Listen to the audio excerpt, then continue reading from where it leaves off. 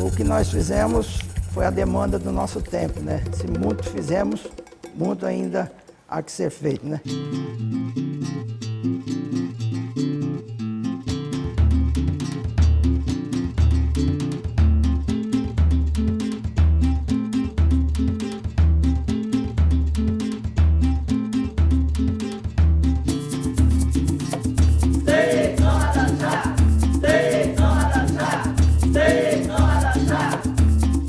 Que não há um só direito que não tenha sido fruto dessa luta.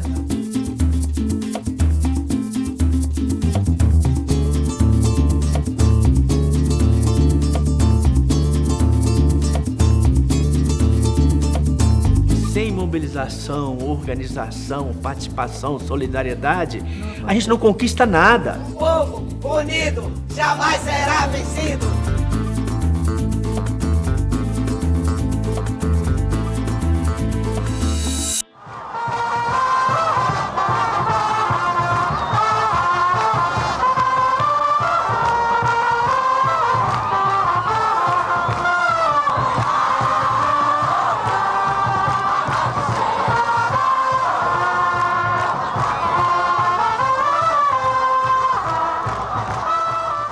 A ditadura, quando foi implantada, eu tinha 6 anos. Então eu passei minha vida inteira vivendo na ditadura, né? E a gente, quando entrou na universidade, a gente já começou a luta contra a ditadura, né? Porque o ensino estava caótico, o país estava caótico, a ditadura ela estava decadente e todos os setores estavam muito ruins. Então a gente começou brigando por mais verbas para a educação, né? Era a bandeira maior do movimento estudantil, mas isso implicava também o fim da ditadura. A gente queria liberdade democrática, volta do Estado de Direito, tal. Então, quando a ditadura caiu, em 85, eu já estava na Caixa, mas foi um momento muito importante para o Brasil. Foi um alívio, sabe assim? Até a música do Chico Buarque que fala, né, vai passar, é um grito de desabafo, né, um alívio. Nos livramos disso, né? E aí foi um momento de muita efervescência em todo canto, todas as categorias, né, o movimento artístico, tudo melhorou muito, né?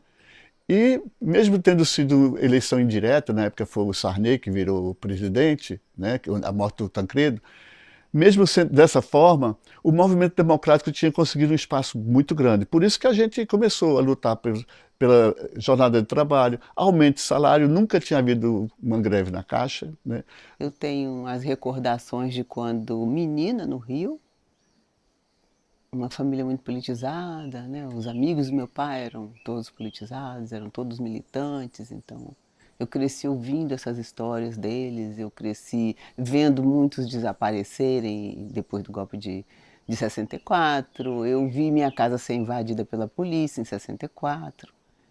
Então isso foi formando mais ou menos a empregada que estava entrando na Caixa, né, com 23 anos. E o governo, acho que talvez numa tentativa meio que desesperada de conseguir um apoio e tal, e abriu muitas agências da Caixa pelo Brasil e fez esse concurso. Tinha que arrumar gente para essas agências que iam abrir. Então essas agências foram inaugurando e tal, e foram chamando milhares de pessoas. E nós entramos nessa leva, nesse processo de estertores da ditadura. Então entrou uma garotada cheia de gás. E aí a gente começou a brigar por tudo. Por exemplo, eu já questionava meu gerente por que eu não fui à Caixa, coisa que eles não estavam acostumados a fazer, né? Então isso veio num crescente, né? As pessoas foram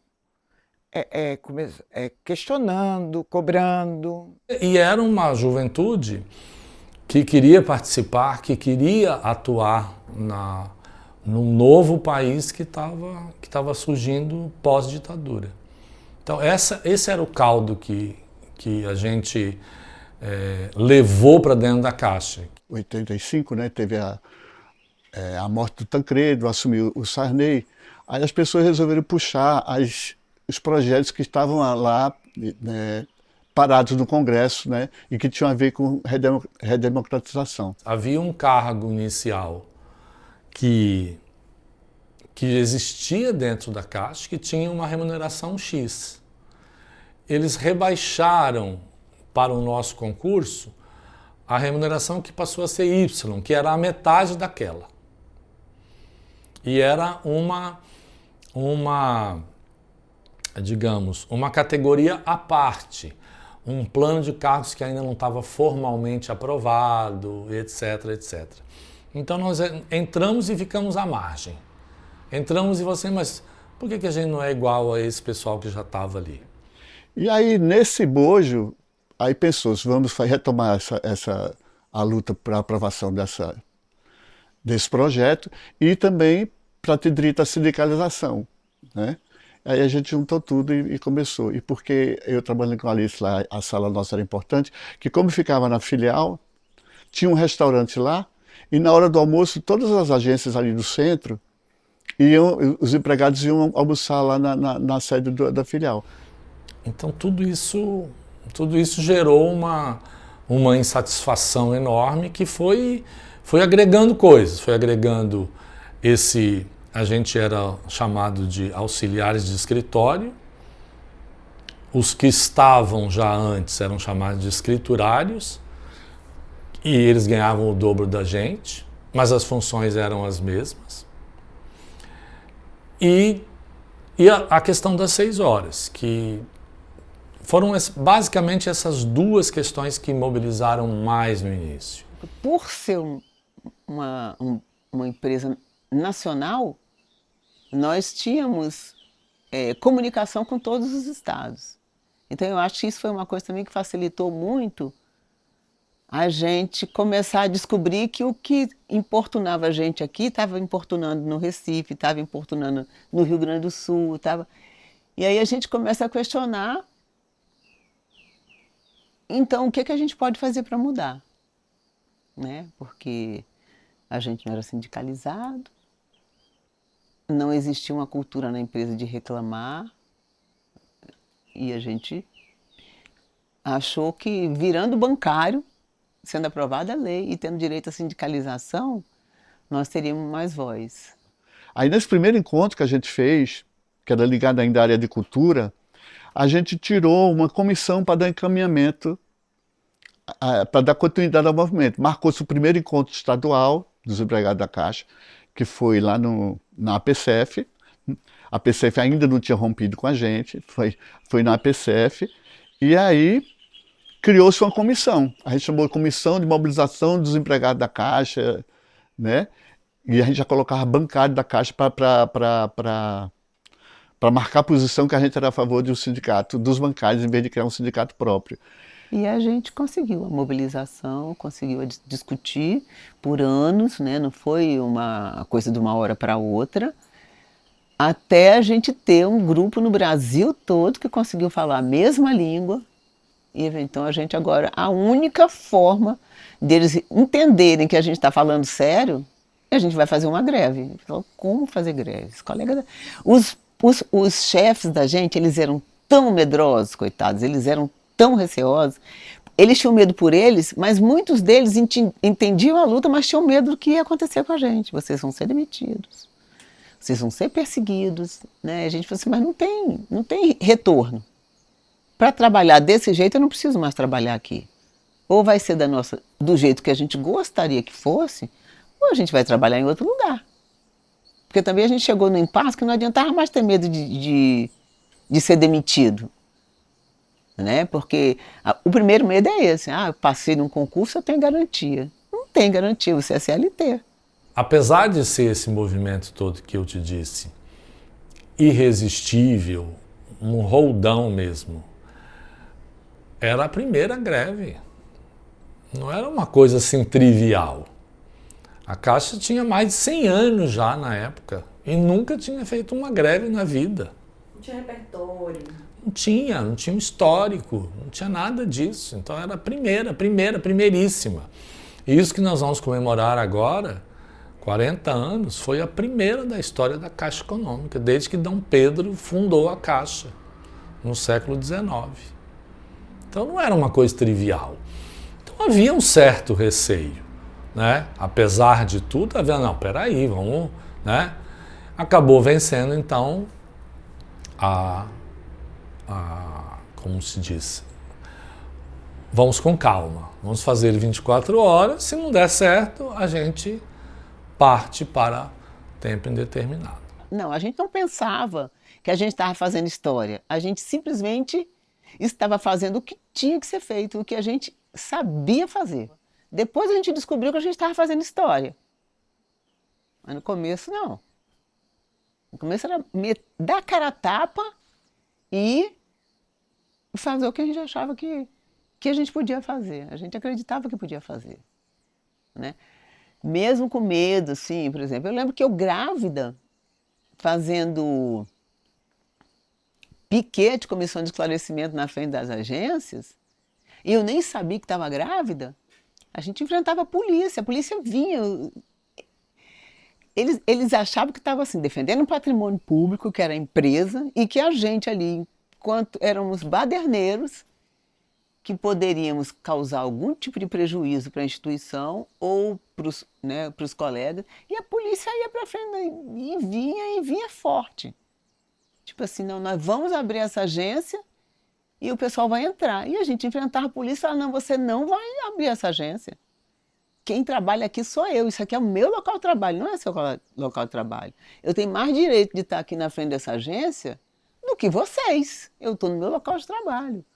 Então a gente tinha esse tipo de embate, a gente falou assim, de onde que a gente tirava essa coragem? Não sei. Eu lembro, por exemplo, da manifestação na Praça 8, que estava linda a Praça 8, lotada, né? Todo mundo lá. E eu tinha o meu filho Caetano, ele tinha 4 anos e ele estava aqui no meu... E aí eu segurando ele assim, e ele não falava já, ele falava chá. Ele não falava jota, né? Ele falava... Aí ele gritava assim, 6 horas chá, nossa caixa vai mudar. A criançada, né? Porque era um monte de garotos com um monte de garotos, né? Então, assim, foi aquela assembleia é uma coisa que eu lembro muito. De vez em quando eu lembro, assim, dessa história, sabe? É o que o Ricardo disse, a gente não sabia até onde a coisa podia chegar, mas aí quando a gente saía e via o movimento, a força, sabe? Nossa, era muito emocionante. Estava pronto, assim, sabe? Você começa em 83, 84, 85, foram 3 anos. Tava pronto, estava maduro. No momento em que falou assim, vamos fazer a primeira greve, estava pronto. Isso eu acho que é muito importante ter isso, porque senão fala assim, vocês também foram uns porra louca, decidiram assim, com 1 mês vamos fazer uma greve e a greve vai acontecer do nada. Não. Foi uma preparação, foi uma mobilização que foi crescendo. Então, quando veio a Assembleia na véspera, no dia 29, estava tudo pronto. Assim. A Assembleia foi apenas para sacramentar. Todo mundo já sabia que ia ter essa proposta da greve. Então, o dia seguinte, a Assembleia foi muito mais de organização do que simplesmente convencer as pessoas que precisava fazer.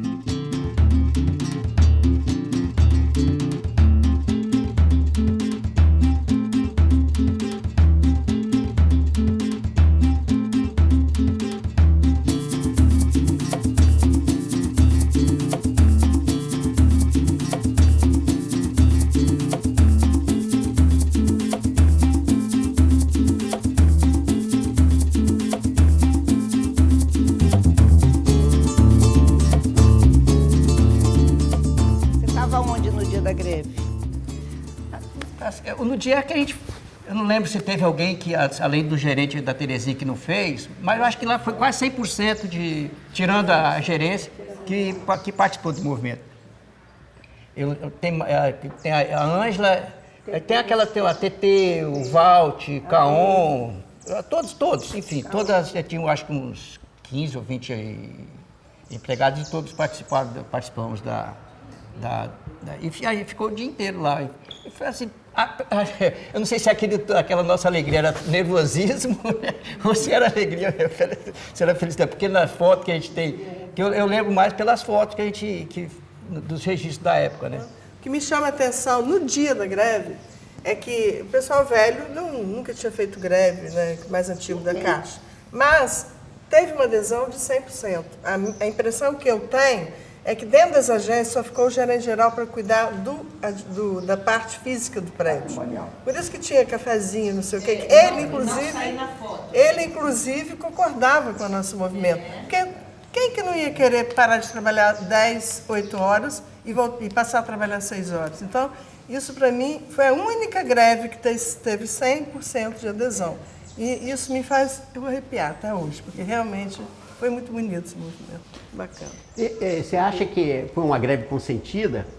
Porque também a gente estava no processo de redemocratização do país, alguma coisa assim? Pode? Consentida não. Não consentida consentiu. Organizou muito. Nós organizamos. Quem consentiu, quem concordou e não consentiu, foi os empregados mais antigos que também queriam, então tá. Se você me barrar na porta da agência, eu não vou entrar, não vou forçar. Mas foi um dia de muito medo. Eu fiquei num piquete, não deixava passar ninguém, eu estava radicalizado, entendeu?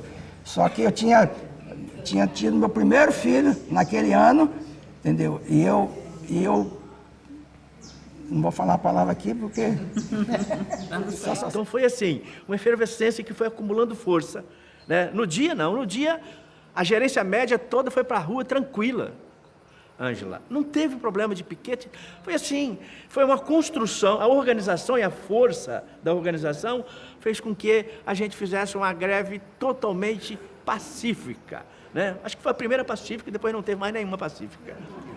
E é importante dizer, né, que, de fato, né, no dia, que foi realmente um momento muito forte, de muita emoção e também de muito medo, porque a gente estava começando um movimento. Lembrar que a gente estava recém-saído da ditadura civil-militar e eu fui estudante de filosofia, eu morei um período em São Paulo, então eu acompanhei o movimento como estudante, né? Então a gente sabia que toda a estrutura da Caixa também tinha uma vinculação muito grande com os setores ultraconservadores, né, da sociedade brasileira.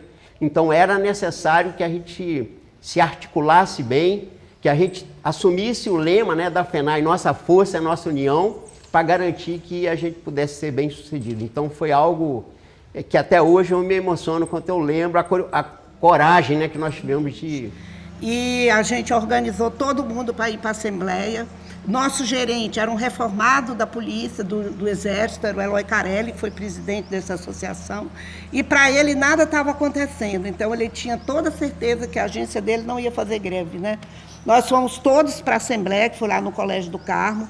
E aí, no meio da greve, as agências fazendo adesão, que ia chamando agência por agência, quem aderia, só faltava nós.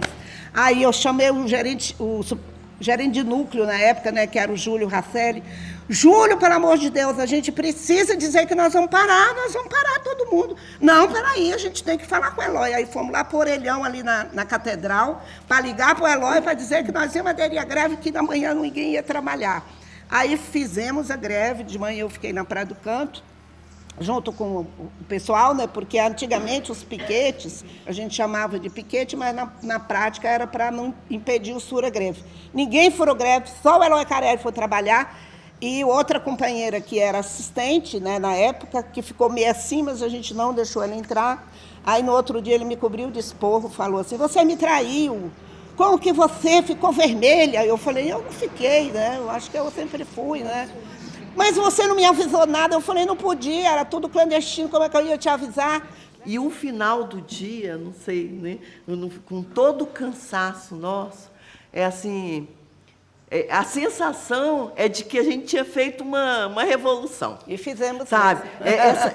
Essa sensação que foi falado de vitória, de união, assim, fizemos, conseguimos, né? E a gente sabendo que o Brasil todo estava no mesmo sentimento. E a gente pensava, e isso foi trabalhado entre a gente, é o seguinte, a vitória... Vai nos dar força para que não façam nada com a gente. A gente só vai vencer se a gente tiver a vitória, porque senão nós vamos ter que ficar submetidos ao que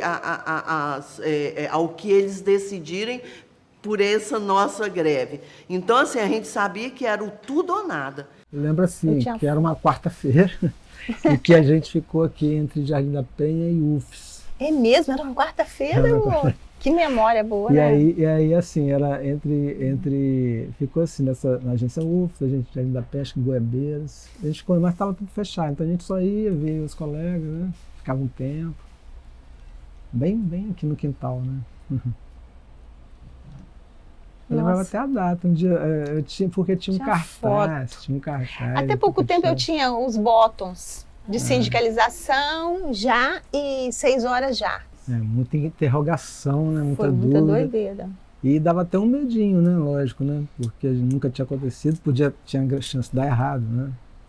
Aí tinha uma dorzinha na barriga, assim, né? Ainda mais a gente, nós dois, os dois, mesma fonte de renda. Desde um detalhezinho do dia da greve, que a gente estava ali na Rua da Lama, que não era ainda a Rua da Lama, e aí a gente foi almoçar numa quebrada ali, aí tinha uma televisão ligada na hora do jornal. E aí mostrou a greve no São Paulo, Porto Alegre. Pô, foi um barato, assim, né? Ali que começou a ter aquela coisa de ganhar mesmo, né? A situação mais interessante foi que a Bernadette Martins, colega nossa que hoje está no sindicato, a Bernadette estava grávida. O neném dela nasceu em dezembro, eu não tenho certeza. Então, em outubro, ela estava com barriga pela boca. E ela sentou-se, a comissão de esclarecimento era sozinha, sentou-se lá na frente da agência e falou assim: eu não posso levantar, gente, eu estou grávida, então sinto muito, vocês não vão entrar também.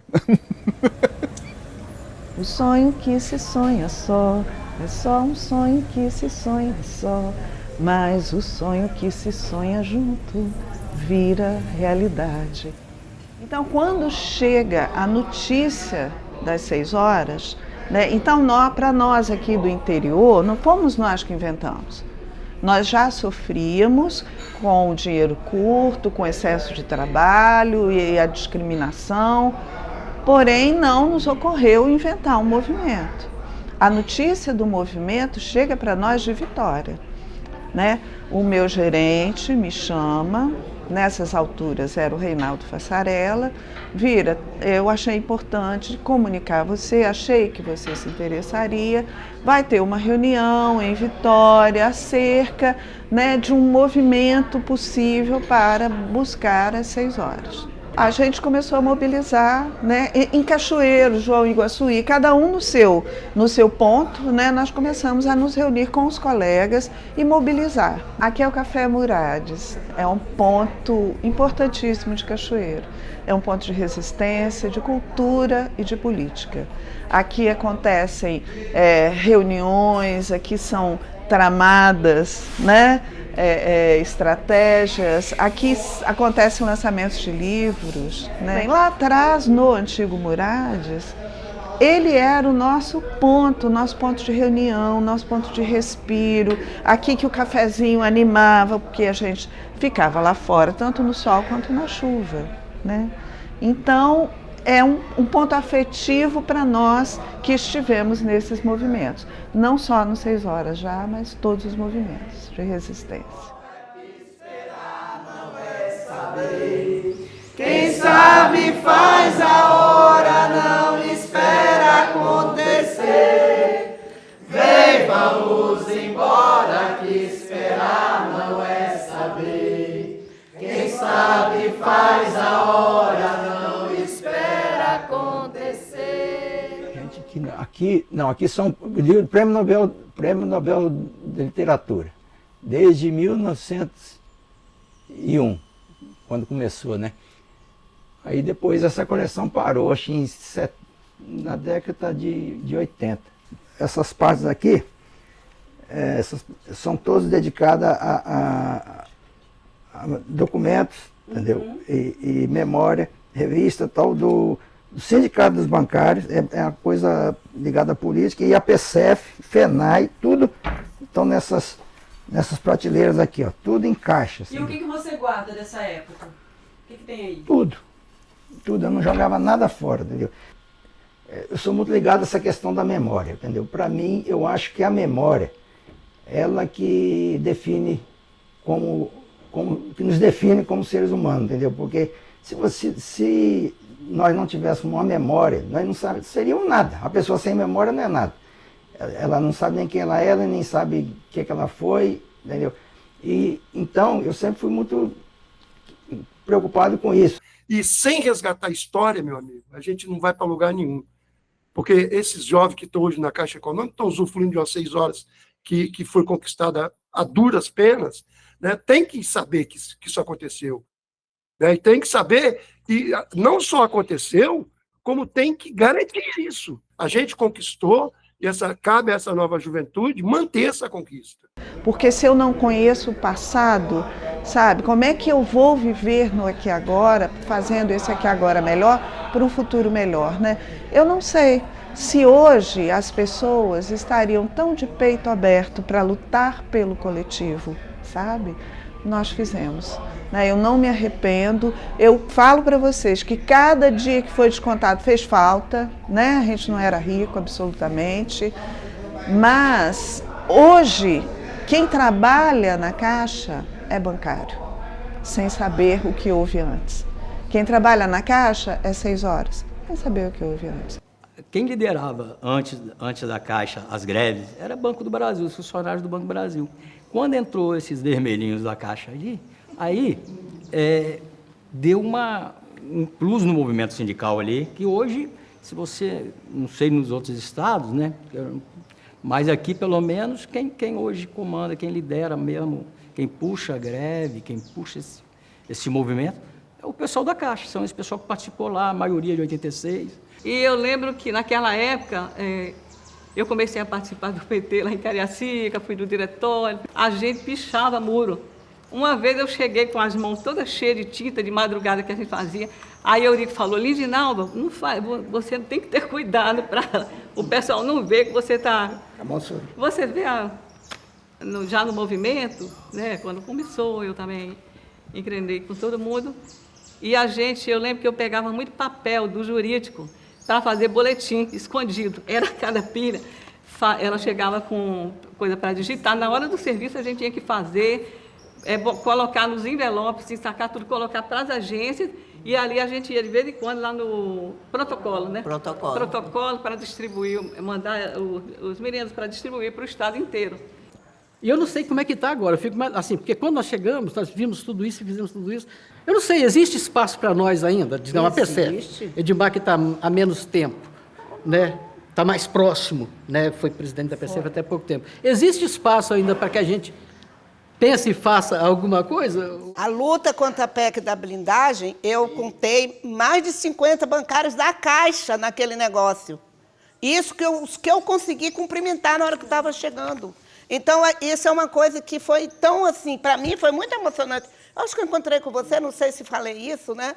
Mas tinha muita gente da Caixa. Aí você fala, cara, todos esses velhos. Enquanto a Jocilda estava falando ali, eu lembrei que, assim, se eu for traçar um paralelo de emoção, a emoção do dia 30 de outubro de 1985, lembro que no final do dia nós viemos todos para Vitória, né? Você falou isso agora há pouco. E festejamos com uma empolgação, com uma emoção, porque a gente sabia que a gente tinha conquistado ali. E eu queria traçar um paralelo entre a emoção que eu senti naquele dia e a emoção que eu senti,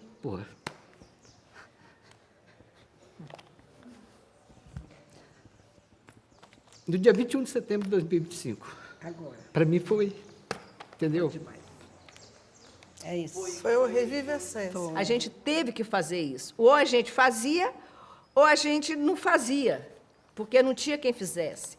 Então, a gente teve que descobrir como fazer. E essa é a melhor parte, porque a gente se construiu fazendo isso, e a gente é aquela coisa assim, a gente vira o sujeito quando a gente se descobre. E, para mim, às 6 horas foi exatamente isso. Eu me descobri.